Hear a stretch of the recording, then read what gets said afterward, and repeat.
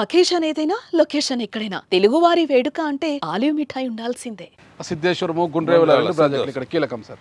సిద్ధేశ్వరం రోషే గారితో సార్ నేను మూవ్ చేశాను సార్. ఆయన ఫైనాన్స్ మినిస్టర్ ఉన్నప్పుడు దానికి స్మాల్ అమౌంట్ ఇచ్చాడు సార్ దాన్ని సర్వే చేసేకి. Because some reason or other మళ్ళీ ఆయనకు ఏం బ్రేక్స్ పడినాయో అది నిలబడిపోయింది. అటువంటి ఇష్యూ జరిగింది సార్.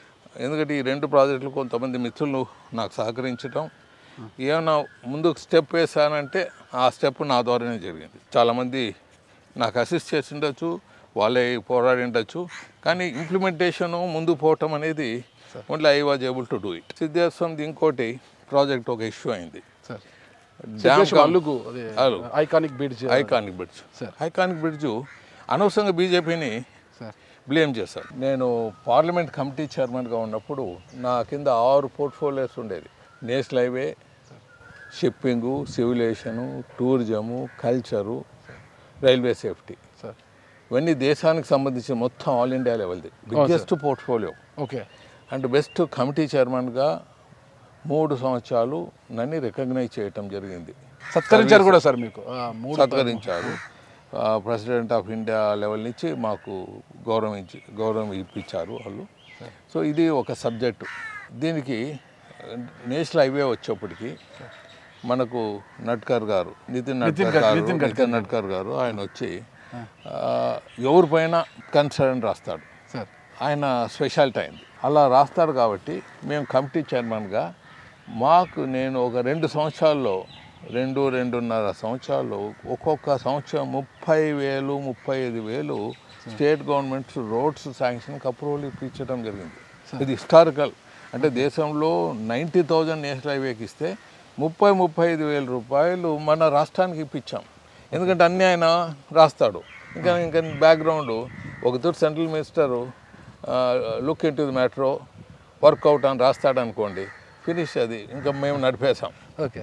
అది రీజనబులే మేము నడిపింది, అన్యాయం కాదు. సపరేట్ స్టేట్ ఆంధ్రప్రదేశ్ కొత్తగా ఫార్మ్ అయింది, తప్పు లేదు, నడిపాము, మేము తెప్పించుకోగలిగాం. ఎక్కడ ఆపర్చునిటీ అక్కడ చేసుకోకపోవటం అది వెంకటేష్ ఒక స్పెషాలిటీ. సార్ కిరణ్ కుమార్ రెడ్డి టైంలో ఫండ్స్ తీసుకొని ఇరిగేషన్ చేసాము. ఒక కర్నూలు పార్లమెంట్లోనే ఆ టైంలో 10,000 లిఫ్ట్ ఇరిగేషన్ ఉంటే 1,00,000 ఎకరాలకు తీసుకుపోయాను sir. It's historical lift irrigation. అంద్రీనివా లో లెవెల్ ఉండేదంతా ఇచ్చేమన్నా రాయలసీమ ఏరియా అంతా లో లెవెల్. సీఎంతో అడిగితే జియో ఇష్యూ చేయించాడు. మళ్ళీ అది ఎంతవరకు ఇంప్లిమెంటేషన్ తెలియదు.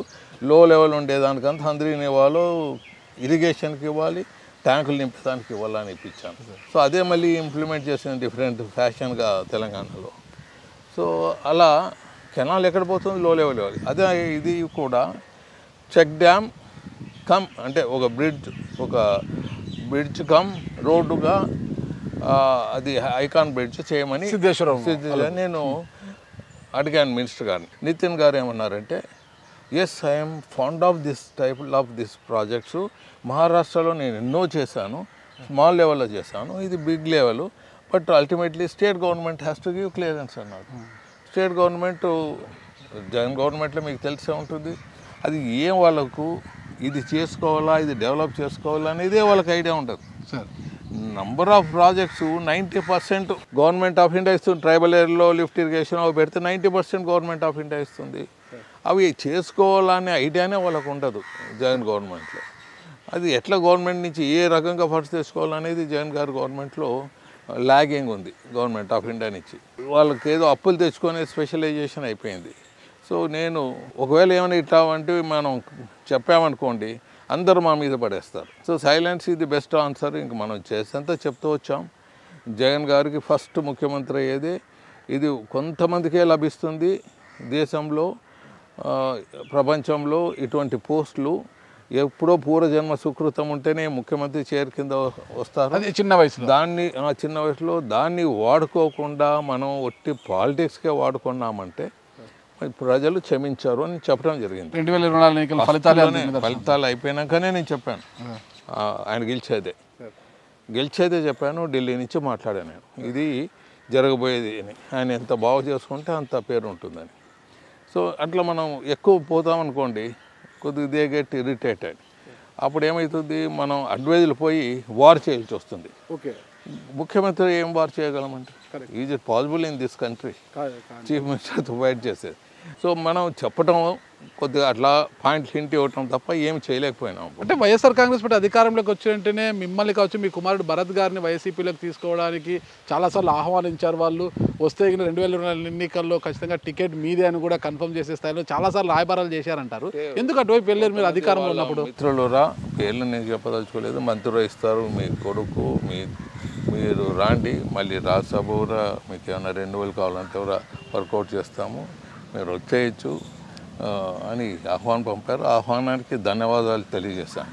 కానీ ఆయన మనిషి ఎంత మంచివాడో అనేది పక్కకు పెడితే మనకు ఆయనతో చాలా సెన్సిటివ్గా ఉంటాడు.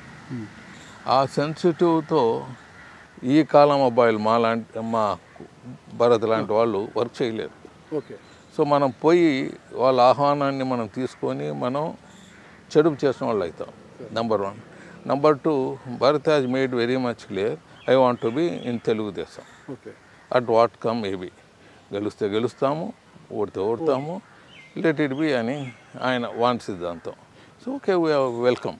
మీరేమో బీజేపీలో ఉన్నారు, ఢిల్లీలో కేంద్రంలో మీరున్నారు కీలకంగా, ఏపీలో మీ కుమారుడు టీడీపీలో ఉన్నారు మంత్రి. ఎలా ఉంది సార్ ఈ కాంబినేషన్, ఎలా ఉంటుంది అసలు? అంటే అది ఐకాన్ బ్రిడ్జ్ కంప్లీట్ చేసి దీనికి వస్తాం. ఓకే సార్, ఐకాన్ బ్రిడ్జ్ వచ్చి ఆయన నితిన్ గారు ఏమైనా అంటే ఇది మేము మహారాష్ట్రలో ఇంప్లిమెంట్ చేస్తాం, దీనికి మేము రాష్ట్ర ప్రభుత్వం అనుమతి ఇస్తే మేము ఏదో విధంగా దీన్ని వర్కౌట్ చేస్తాం ఫండ్స్ అని అన్నాడు. They have not given any clearance, they have not come forward. మరి ఏమైందో తెలియదు. మళ్ళీ అయినాక గంగుల ప్రతాప్ రెడ్డి గారు వచ్చారు, నేను వచ్చి రిప్రజెంటేషన్ ఇస్తాను, మీరు పిలుచుకోపోండి అన్నారు. నితిన్ గడ్కరీ గారికి ఆయన్ని పిలుచుకోపోయినాను. ఓకే, నేను ఫెయిల్ అయినానప్ప, ముందుకు పోలేకపోతుంది. Unless state government give clearance and also surrounding states also should give permission. So ఇంత హోంవర్క్ చేస్తే కానీ అది ముందుకు పోదు. సో అనవసరంగా బీజేపీ మీద రాజ్యాంగం చేస్తే BJP was prepared to do it. Okay, Nitin garu jump అయ్యారు ఈ ప్రాజెక్ట్ కోసం. ఇంకా ఆయన అంతగానే ఏం చేస్తాడు, స్టేట్ గవర్నమెంట్ చేసే పని ఆయన చేయలేడు కదా. డిఫరెంట్ పర్సనాలిటీ, ఆయన ఏది వద్దనే ప్రసక్తే లేదు. ఆయన మీద మనం చెడ్డగా మాట్లాడటం అంత తప్పని నేను తెలియజేస్తున్నాను. ఎందుకంటే చేసేవాడిని మనం ఎప్పుడని రాదు. Correct sir. What come maybe, what ever it maybe, మనకు సాయం మన ప్రాంతానికి చేశాడు. రోడ్లకు బ్రహ్మాండంగా ఇచ్చాడు, చంద్రబాబు టైంలో బ్రహ్మాండంగా ఇచ్చాడు. మళ్ళీ నేను చైర్మన్గా ఉన్నప్పుడు నేను తెచ్చాను. ఇర్రెస్పెక్ట్ ఆఫ్ గవర్నమెంట్, జగన్ గవర్నమెంట్ అది కాదు, స్టేట్కి కావాల్సింది తెచ్చాము. సో ఈ విధంగా ఇట్లా నిలబడిపోయింది. మనం ఏం చేయమంటారు చెప్పండి, ఇలా ఉంది. సుమన్ టీవీలో మీ పర్సనల్ అండ్ బిజినెస్ ప్రమోషన్స్ కోసం కింది నెంబర్కి కాంటాక్ట్ చేయండి.